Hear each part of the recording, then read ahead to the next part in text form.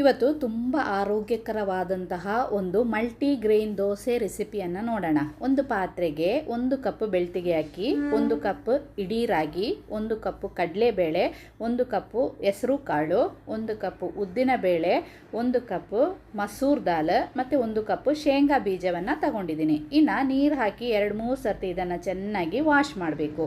Wash ಮಾಡಿದ ಎಲ್ಲ ಗ್ರೇನ್ಸನ್ನು ನೆನೆಯಲಿಕ್ಕೆ ಹಾಕಬೇಕು. 6 ಗಂಟೆ ನೆನೆಯಲಿಕ್ಕೆ ಹಾಕಬೇಕು. ನೆನೆಯಲಿಕ್ಕೆ ಹಾಕುವಾಗ ಇದಕ್ಕೆ ಒಂದು 3 ಉದ್ದ ಮೆಣಸಿನಕಾಯಿಯನ್ನು ಸಹ ಹಾಕಿ ನೆನೆಯಲಿಕ್ಕೆ ಬಿಡ್ತಾ ಇದ್ದೀನಿ.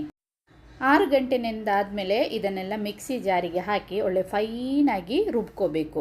ರುಬ್ಬಿ ಒಂದು ಪಾತ್ರೆಗೆ ಹಾಕಿ ರುಚಿಗೆ ತಕ್ಕಷ್ಟು ಉಪ್ಪನ್ನು ಸಹ ಸೇರಿಸಿ ಮಿಕ್ಸ್ ಮಾಡಿ ಒಂದು ದೋಸೆ ಕಾವಲಿ ಬಿಸಿ ಆದಮೇಲೆ ಸ್ವಲ್ಪ ನೀರನ್ನು ಸಿಂಪಡಿಸಿ ಒಂದು ಟಿಶ್ಯೂಯಲ್ಲಿ ನೀರನ್ನೆಲ್ಲ ಒರೆಸಿ ಇದೇ ರೀತಿ ಕ್ರಿಸ್ಪಿಯಾಗಿರುವ ಸಪೂರ ದೋಸೆ ಮಾಡಬೇಕು. ಬೇಕಂದರೆ ಸ್ವಲ್ಪ ತುಪ್ಪ ಮೇಲ್ಗಡೆಯಿಂದ ಹಾಕಿ ಮಗಿಚಿ ಹಾಕಿ ಬೇಯಿಸಿದರೆ ದೋಸೆ